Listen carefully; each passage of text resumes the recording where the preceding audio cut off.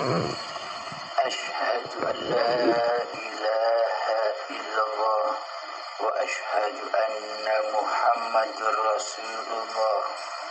اللهم صل على سيدنا محمد وعلى آل سيدنا محمد. رب اشرح لي صدري ويسر لي أمري واحلل عقدة من لساني يفقهوا قولي. آمين. Bismillahirrahmanirrahim. Innani ana Allah. Sesungguhnya aku ini Allah, kata Allah. La ilaha illa ana. Tidak ada Tuhan selain aku, kata Allah.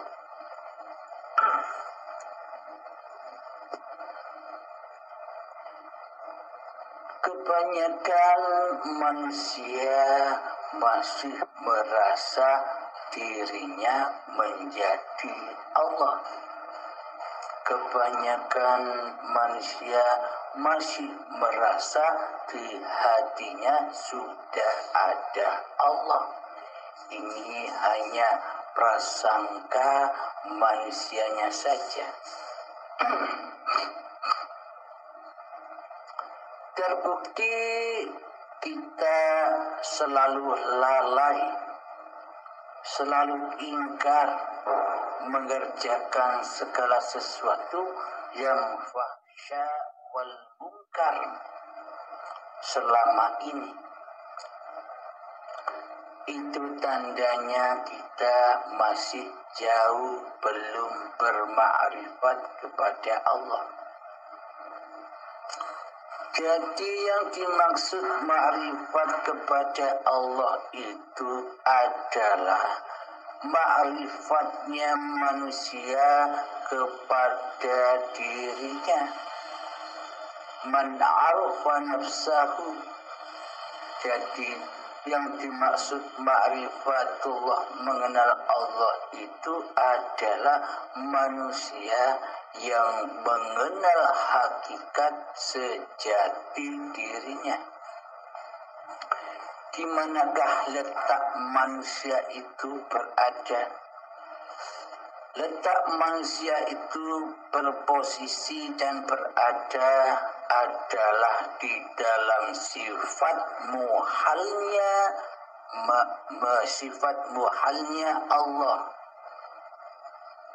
Jadi hakikat sifat sejati diri manusia itu adalah di dalam seluruh sifat muhalnya Allah, sifat kebalikan dari Allah.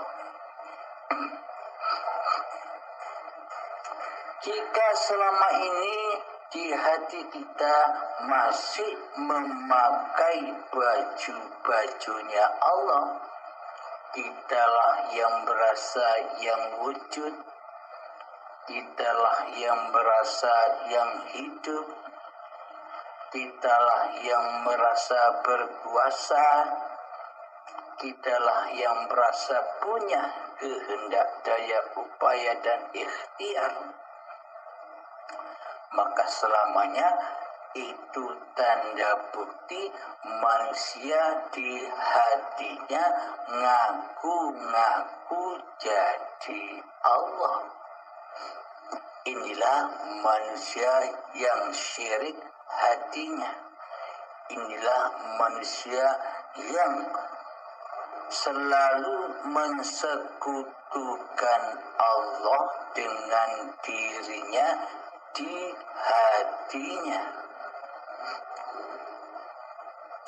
Maka dari itu terkadang manusia yang masih baru mencari ilmu hakikat dan ma'rifat, bila belum memahami, akhirnya ngaku-ngaku jadi Allah. seolah-olah Allah sudah nyata di dalam hatinya, lu kok malah masih mengerjakan fahsya wal munkar, masih mengerjakan kekejian dan kemungkaran di hatinya. Ini tandanya manusianya belumlah ma'rifat kepada Allah, karena diri manusianya masih merasa berbuat keji dan mungkar. Inilah bukti bahwa kita belum bermakrifat billah. Karena sesungguhnya makrifat itu adalah apa sih? Bukan makrifat manusianya menjadi Allah.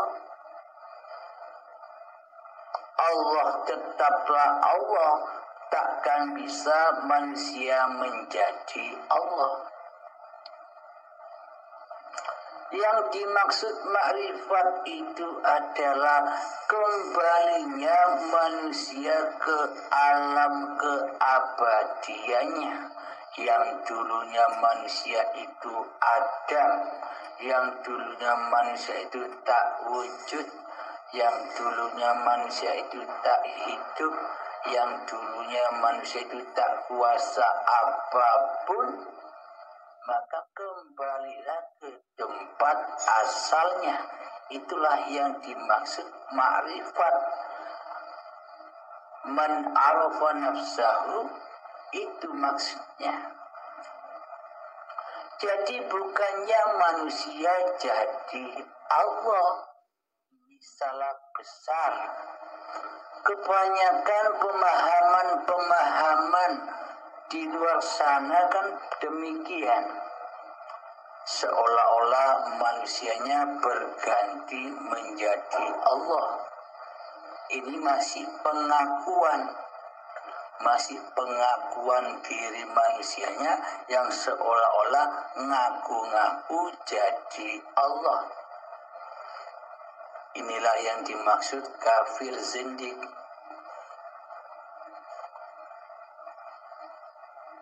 Maka dari itu yang dimaksud ma'rifatullah itu yang ma'rifatnya Allah sendiri.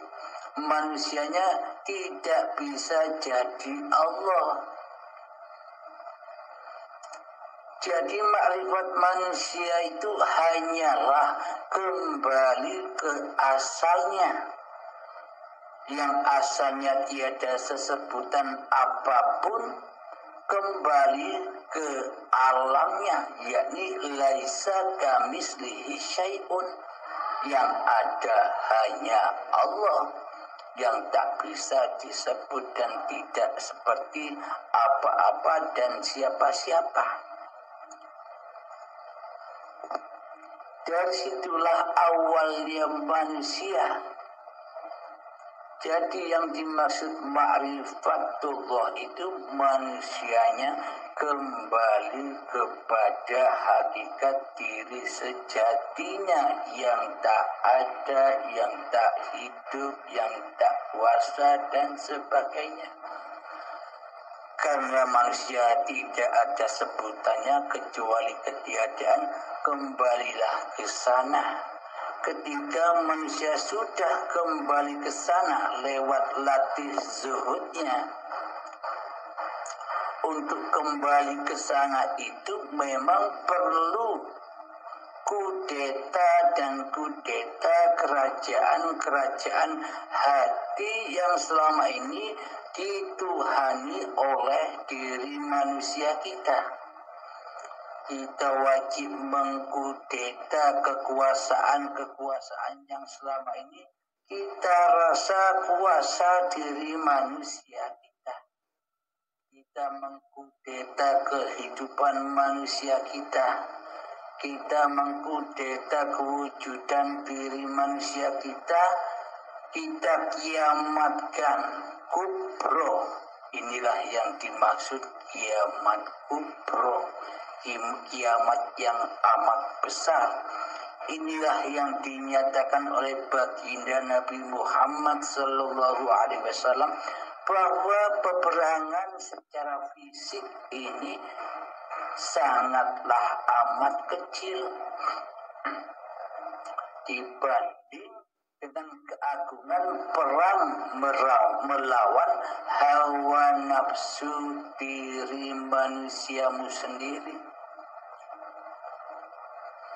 Maka dari itu untuk berperang, untuk mengkiamatkan kewujudan diri manusia, untuk mengkiamatkan kehidupan diri manusia, untuk mengkiamatkan kekuasaan diri manusia, butuh waktu dan perjalanan yang sangat amat panjang. Seperti halnya selama ini beberapa puluh tahun kita jadi Tuhan. Memang tak segampang membalikkan telapak tangan. Jadi kita jangan emosi dengan hawa nafsu kita ingin sekali bermakrifat, ingin sekali mengenal Allah. Jangan emosi. Itu masih hawa nafsu. Bersabarlah mengkiamatkan diri manusiamu. Bersabarlah mengkiamatkan wujud kenyataan dirimu.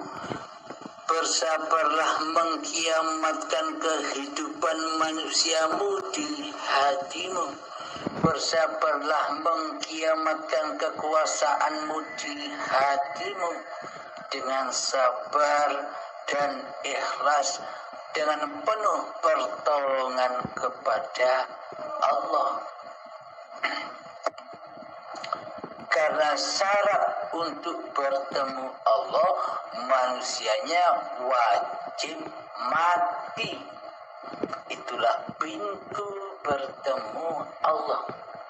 Jadi nyatalah bertemu Allah itu bukan seperti kita bertemu antar manusia. Ada 2 orang, ada 3 orang.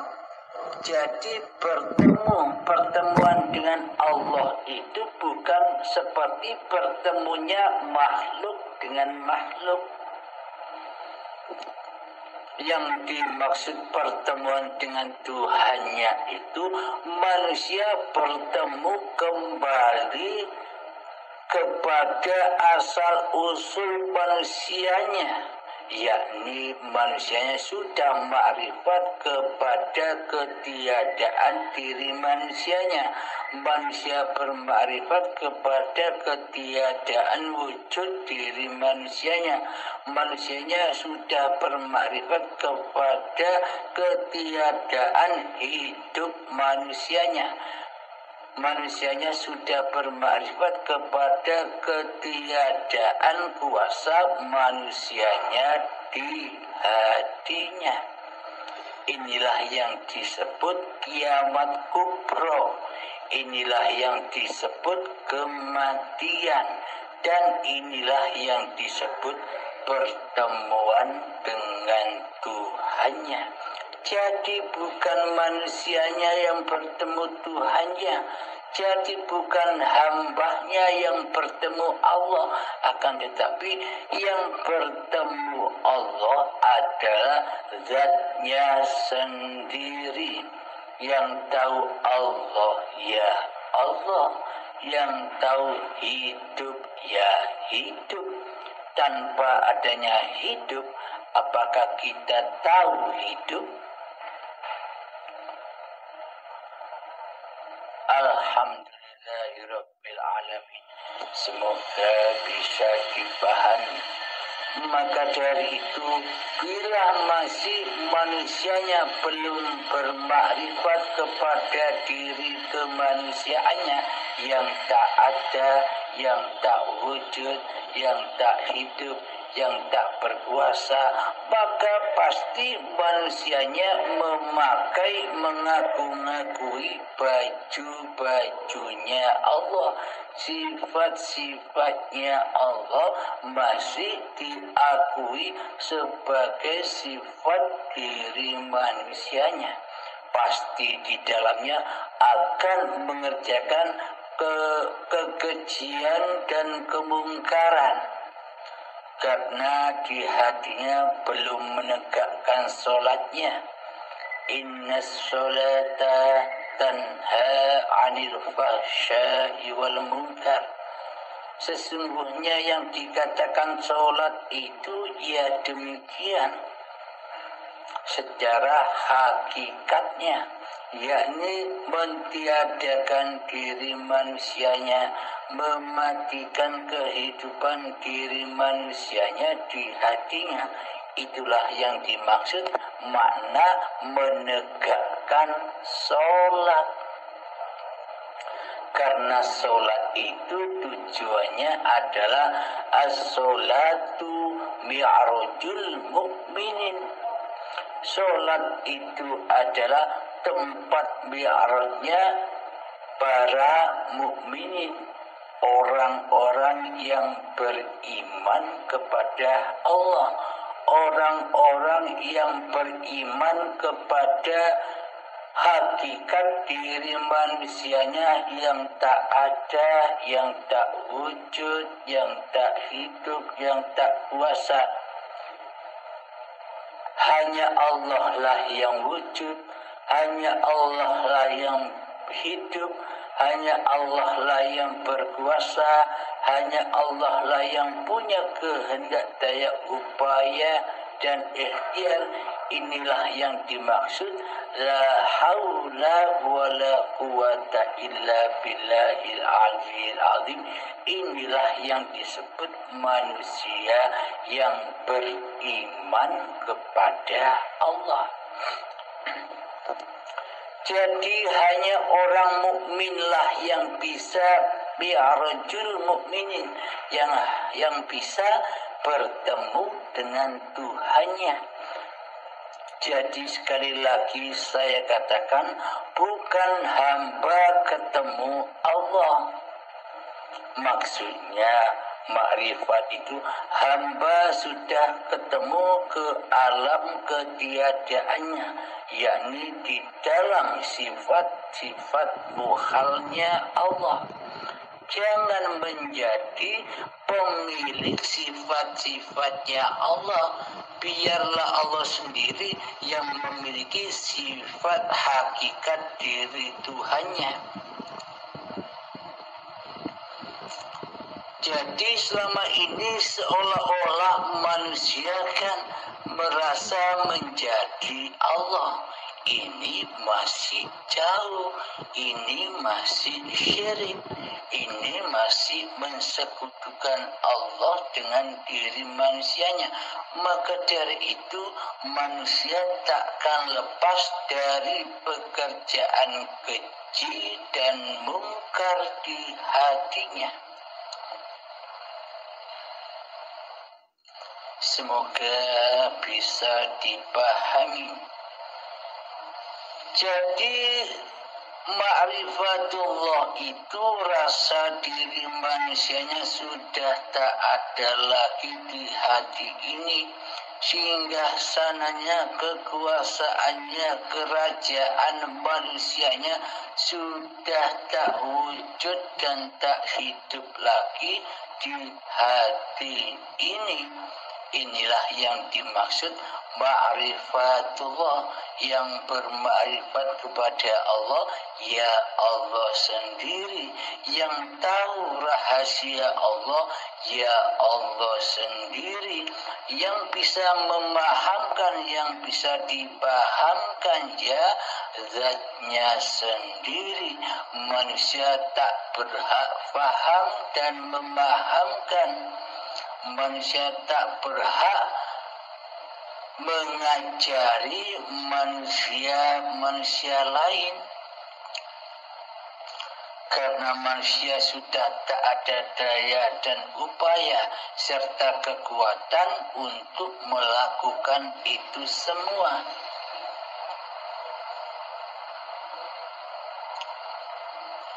Maka sering-seringlah melakukan bertapa, berkhalwat, berzuhud secara khusus untuk dibawa bekal ketika kita berzuhud secara umum. Zuhud secara khusus itu adalah seperti kita melakukan semedi atau duduk tafakur di malam hari. Kita latih, kita minta 1 jam waktu tiap malam untuk berlatih itu. Tujuannya agar diri kita kiamat, mengkiamatkan diri manusia kita agar mati kemanusiaannya. Jika kemanusiaannya sudah mati, maka nyatalah Allah sebagai penguasa manusianya, bukan manusianya yang ngaku-ngaku sudah ketemu Allah. Bukan manusianya yang ngaku-ngaku sudah menjadi Allah. Ini salah besar. Ini pemahaman yang salah.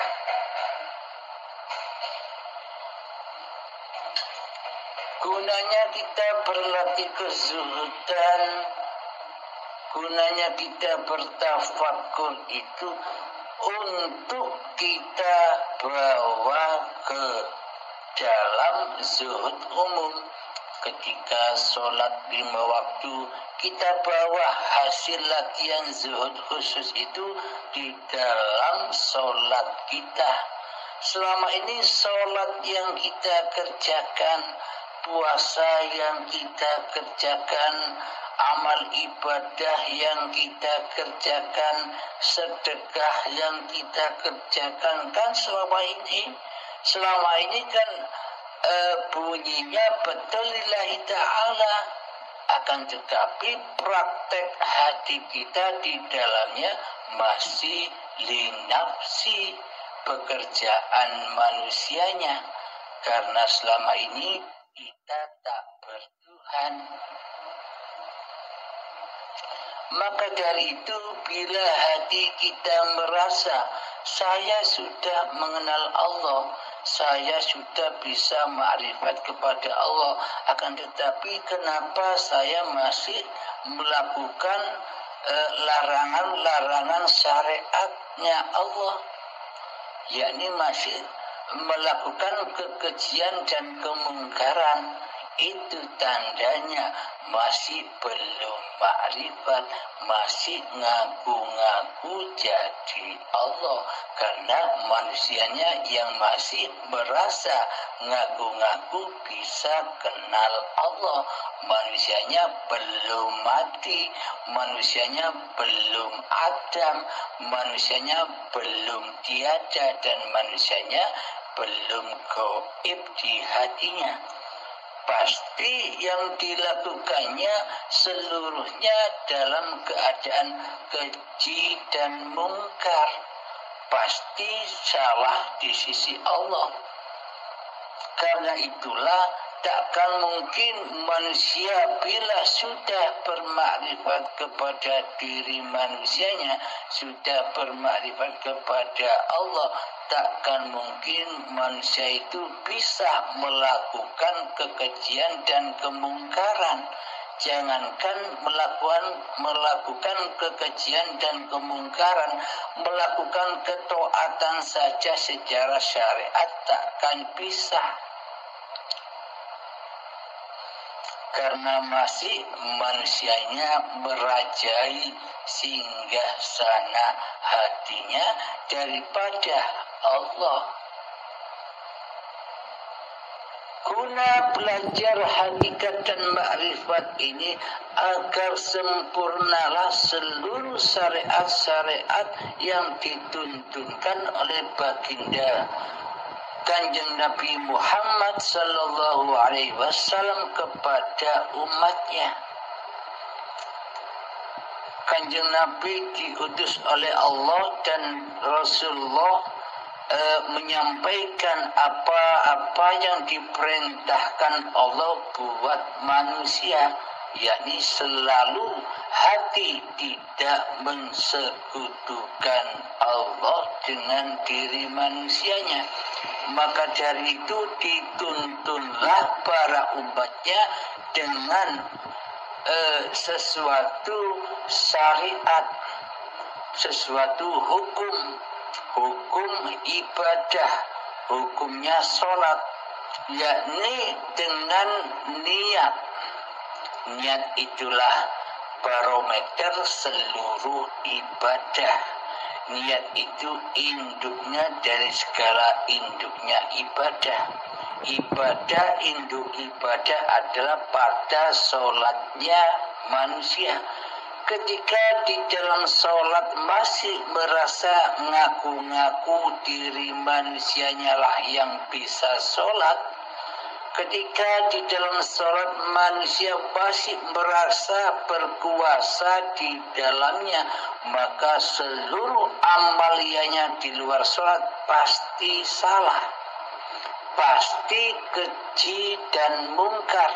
Di dalam sholat saja masih mengamalkan kekejian dan kemungkaran kepada Allah, yakni hati masih mensekutukan Allah dengan diri manusianya.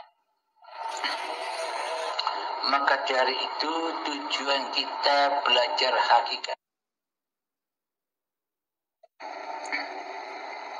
Maka dari itu tujuan kita belajar hakikat dan ma'rifat adalah untuk menyempurnakan syariatullah yang diutus Allah, yang diembankan kepada baginda Rasulullah sallallahu alaihi wasallam kepada umat-umatnya yang beriman.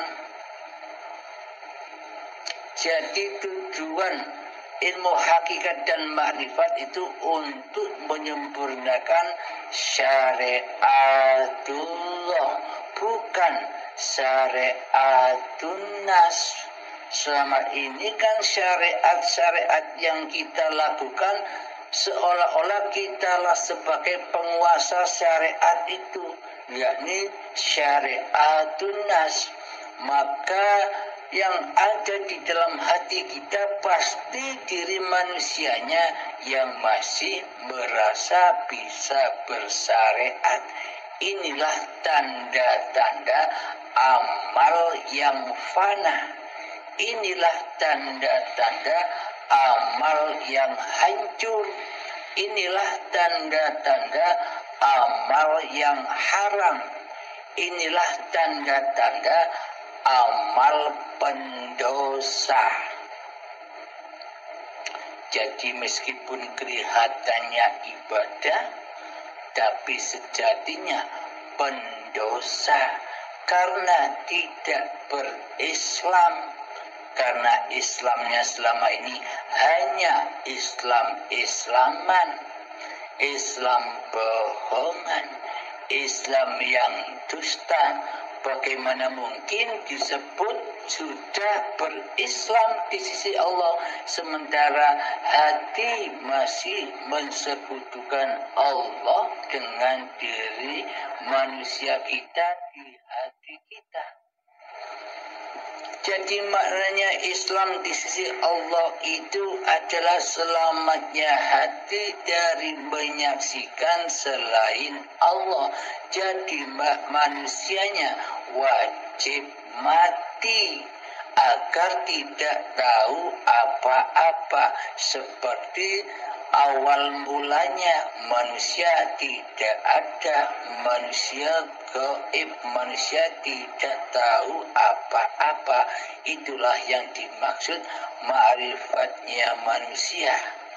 Setelah manusia bermakrifat kepada hakikat diri sejati manusianya, maka yang ada hanya Allah. maka nyatalah ayat Allah, innani anallah, sesungguhnya aku ini Allah, la ilaha illa ana, tiada Tuhan selain aku, kata Allah ketika manusianya sudah mati, ketika manusianya sudah tiada, ketika manusianya sudah tidak ada sesebutan lagi atas manusianya. Dan ketika kita masih merasa berbuat fahsya wal munkar, padahal kita selama ini belajar berhakikat dan ma'rifat, akan tetapi bila masih ada diri manusianya yang masih merasa melakukan apa saja yang dilakukan, apalagi yang bertolak belakang dengan ajaran Kanjeng Nabi Muhammad, maka belumlah dikatakan ma'rifatullah, karena manusianya masih merasa bersyariat. Jadi pada intinya syariat Kanjeng Nabi Muhammad itu adalah syariatullah. Allah lah penggerak, Allah lah pencipta, Allah lah sebagai penguasa manusianya. Wallahu khalaqakum wa ma ta'malun. Allah lah pencipta diri manusiamu, dan Allah lah pencipta atau penguasa apapun yang kau perbuat. Jika manusianya yang masih merasa berbuat, berarti yang jadi Tuhan kan manusianya. Yang merasa jadi Allah ya manusianya. Maka dari itu manusia takkan lepas dari kekejian dan kemungkaran di hatinya.